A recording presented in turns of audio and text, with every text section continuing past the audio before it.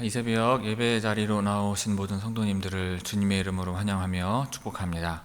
다 함께 사도신경 낭독하심으로 신앙 고백 드리겠습니다.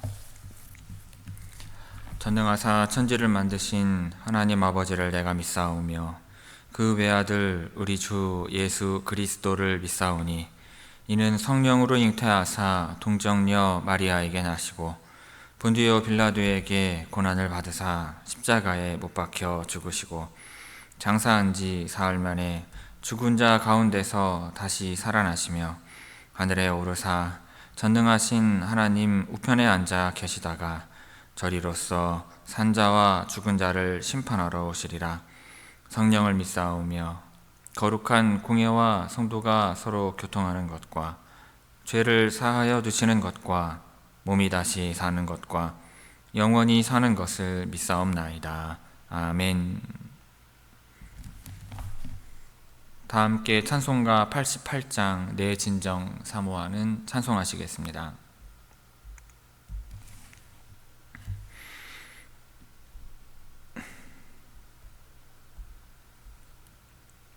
찬송가 88장입니다.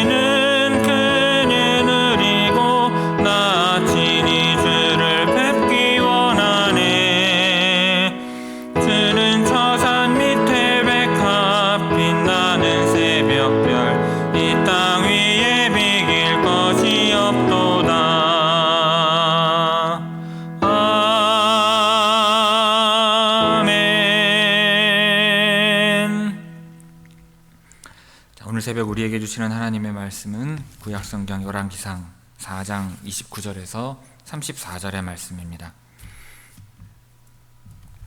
열왕기상 4장 29절에서 34절까지의 말씀입니다.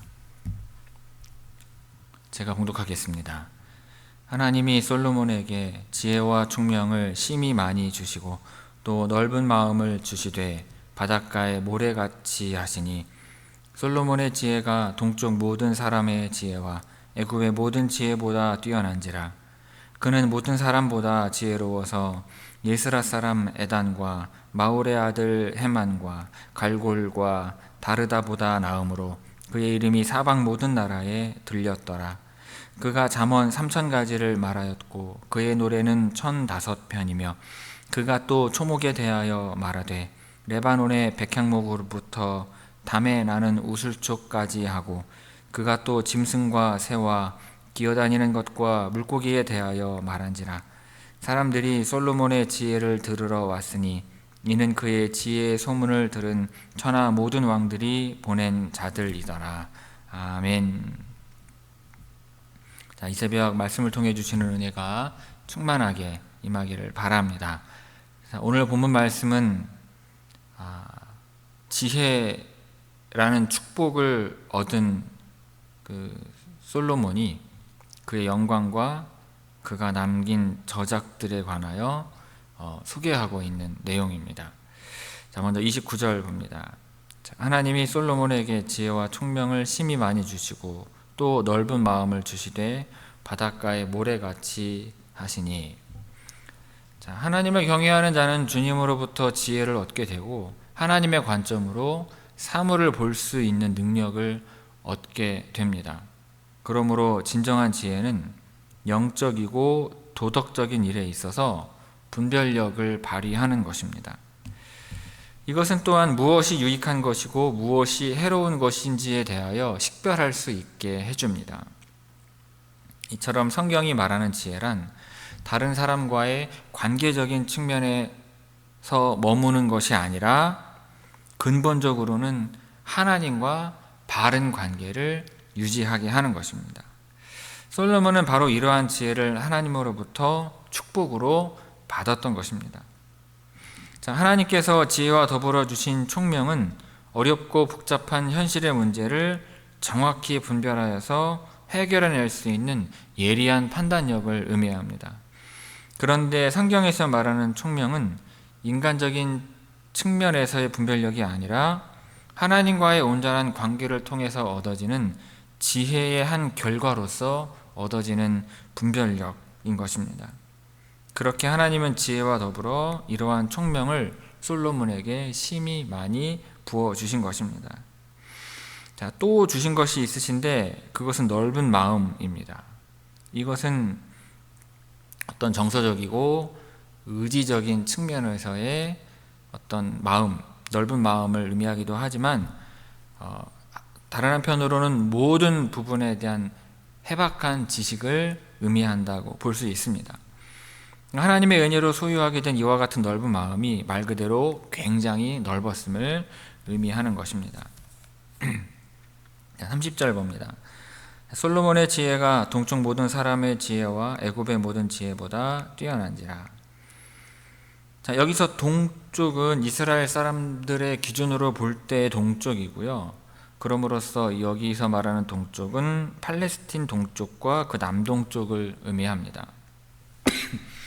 따라서 동쪽 모든 사람은 넓은 의미에서 아라비아인들을 지칭을 하고 보다 더 구체적으로는 스바, 성경에 나오는 스바, 에돔, 레만, 갈대아 사람들을 의미합니다.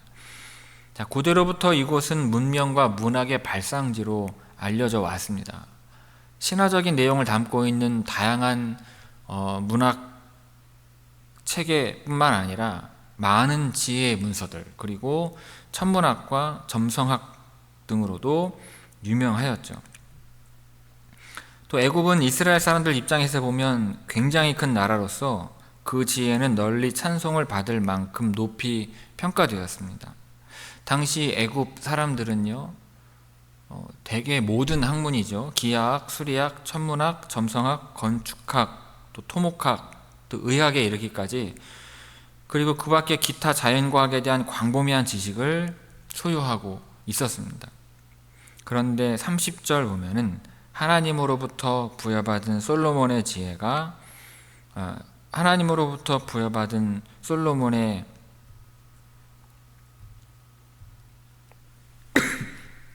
지혜가 그 문학과 지혜면에 있어서 이 동쪽 사람들보다 탁월함을 보였다는 것입니다. 동쪽 사람들의 모든 지혜보다, 또 과학과 물리적인 분야에서 뛰어났던 이 애굽의 모든 지혜보다 더 탁월하였음을 말씀하고 있는 것입니다. 자, 31절 봅니다. 그는 모든 사람보다 지혜로워서 예스라 사람 에단과 마올의 아들 헤만과 갈골과 다르다보다 나음으로 그의 이름이 사방 모든 나라에 들렸더라. 자, 여기에 나오는 사람들에 대한 정보가 이 구절 외에 다른 데서는 잘 찾아볼 수가 없습니다. 근데 이 중에 나오는 사람 중에 이 마홀의 아들이라고 하는 이름의 뜻은 춤의 아들들이라는 뜻을 가지고 있습니다. 이를 토대로 볼 때 이들이 춤을 잘 추는 사람들이거나 아니면 춤을 추도록 노래를 부르는 사람들의 장인들, 그와 같은 일을 하는 장인들로 이해할 수 있을 것입니다. 그러니까 문화예술 방면에서 역사적으로 뛰어난 명성을 얻은 가문의 사람들인데 솔로몬의 지혜가 이들보다 뛰어남을 강조하고 있는 것입니다. 그러니까 솔로몬이 모든 분야에 있어서 역사상 최고 수준의 지혜를 소유하고 있었음을 보여주는 것이라 할 것입니다. 자, 32절 봅니다. 그가 잠언 3,000가지를 말하였고 그의 노래는 1,005편이며. 자, 이 잠언이라고 하는 말은 경험적 지혜가 응축된 간결한 교훈을 의미합니다. 솔로몬이 잠언 3,000가지를 지었다고 말하고 잠언 3,000가지를 지었다고 말하고 있는데, 이를 보면 솔로몬이 지은 잠언은 후세에 다 전해지지 않은 것 같습니다. 그 3,000가지의 3분의 1에도 미치지 못하는 773절만이 구약 성경의 솔로몬의 잠언으로 남아있기 때문입니다. 아마 후대로 전해지는 동안 상당 부분 소실되었거나 편집 과정에서 가장 훌륭한 것만 추렸기 때문으로 추측할 수 있을 것입니다. 그리고 여기에서 말하고 있는 노래는 영적인 찬양은 물론 비종교적인 노래까지 다 포함하는 것입니다. 그러니까 솔로몬은 하나님께서 그에게 베푸신 은혜에 대하여 감사의 찬양뿐만 아니라 이 자연 만물과 하나님 창조하신 자연 만물과 인생을 바라보면서 느꼈던 감정 또한 노래로 지어서 불렀던 것입니다. 그러나 이 노래들 역시 후대에 다 전해지지 않았습니다. 성경에 보면 아가서와 시편 72편 그리고 시편 127편만이 남아있을 따름인 것입니다. 그렇지만 이러한 것들만 살펴보더라도요, 솔로몬의 탁월한 예술적인 소양을 우리는 들여다볼 수 있는 것입니다. 자, 33절 봅니다. 그가 또 초목에 대하여 말하되 레바논의 백향목으로부터 담에 나는 우슬초까지 하고, 그가 또 짐승과 새와 기어다니는 것과 물고기에 대하여 말한지라. 자, 여기서 말하였다는 것은 솔로몬이 직접 본 사실에 대한 개인적인 느낌과 생각을 말한 것을 의미할 뿐만 아니라 어떠한 관찰과 연구를 통해서 발견해낸 사실을 논리적으로 증명하는 것 역시 의미하고 있습니다. 그러니까 학술적으로 깊은 의미가 있었던 생물 전반에 관한 연구를 솔로몬이 발표하였다는 것입니다. 결국 솔로몬의 지혜가 정치와 경제 그리고 예술의 분야뿐만 아니라 자연과학에 있어서도 매우 탁월함을 말씀하고 있는 것입니다. 자, 마지막 34절 봅니다. 사람들이 솔로몬의 지혜를 들으러 왔으니 이는 그의 지혜의 소문을 들은 천하 모든 왕들이 보낸 자들이더라. 자, 솔로몬의 지혜가 탁월하여서 그 주변의 열왕들에게 알려졌고, 그 왕들은 직접 와서 솔로몬의 지혜를 확인한 후 그의 백성 가운데 뛰어난 자들을 솔로몬에게 보내어서 솔로몬의 지혜와 학문을 배우도록 명령하였음을 보여주고 있습니다. 본문 성경을 보면 주변의 열 왕들이 솔로몬의 지혜에 대한 소문을 들었다고 기록되어 있으나, 이 성경 원문을 보면 주변의 열 왕들은 솔로몬의 지혜를 소문으로만 들은 것이 아니라 직접 와서 이미 그의 지혜를 듣고 확인했던 것으로 볼 수 있습니다. 이처럼 열왕기상 4장은 하나님의 지혜를 소유한 솔로몬이 이스라엘 왕국을 다스릴 때 역사상 최고의 황금기를 누렸음을 보여주고 있는 것입니다.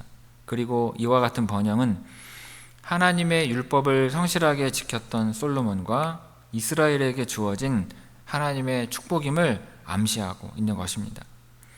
그런데 여기서 우리는요, 이 열왕기서가 이스라엘 백성들이 바벨론 포로로 끌려간 시기에 과거를 회상하면서 기록되었다는 점을 생각해야 할 것입니다. 즉 열왕기서는 이스라엘이 약속의 땅과 하나님의 축복을 상실하고 이방의 포로 신세가 된 상황에서 통회하는 심령으로 쓰여진 것입니다.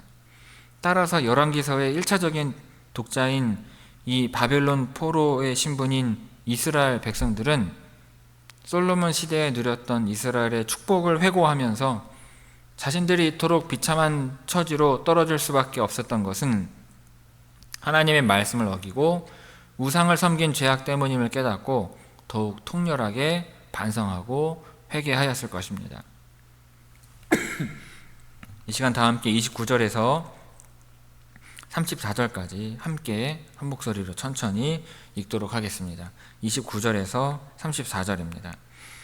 하나님이 솔로몬에게 지혜와 총명을 심히 많이 주시고 또 넓은 마음을 주시되 바닷가에 모래같이 하시니 솔로몬의 지혜가 동쪽 모든 사람의 지혜와 애굽의 모든 지혜보다 뛰어난지라.